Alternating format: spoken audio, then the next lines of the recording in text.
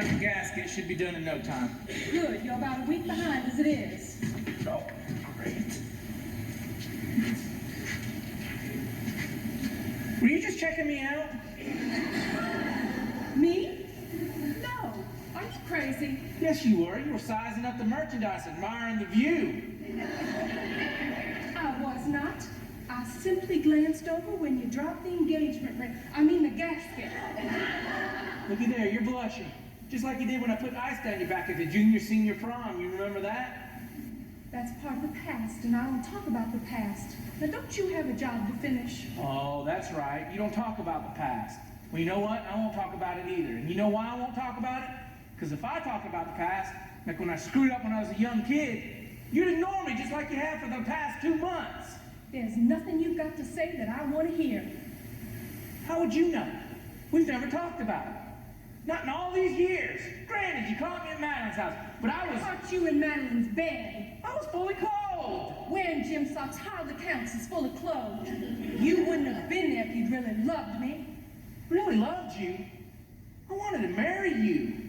And I wanted a pet monkey, but I never got one. You know what your problem is?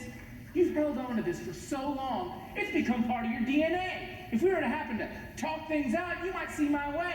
Goodbye, grudge. Then where would you be? Scary stuff, huh? You know what your problem is? You flirt with every girl who's ever come within 50 feet of you, and you always have. It's all in good fun. Besides, women love it. Oh, they just feel sorry for you. Why, I bet if you held out a little tin cup, they'd probably come in and pitch in pennies to make you go away. Well, why didn't you tell me that years ago? Could have paid off my house by now. Oh, it just burns you up that you have never been able to charm me into saying, I forgive you, Bobby Dwayne. Well, that'll never happen.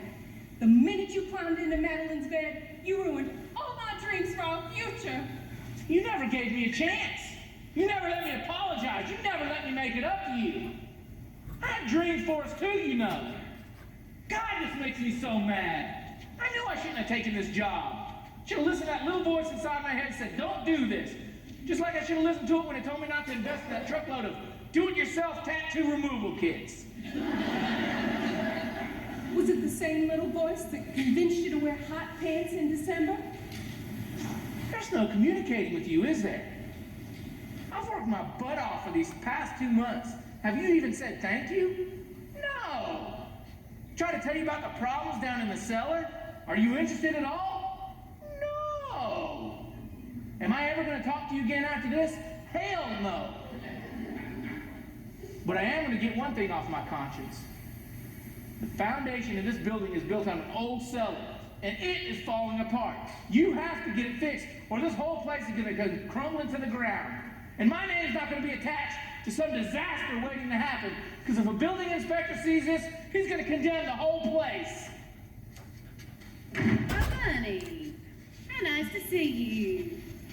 I'm sorry to interrupt, but I'm sure you don't want to bore Bunny talking about the little repairs you're going to make. How long have you been standing there? Long enough.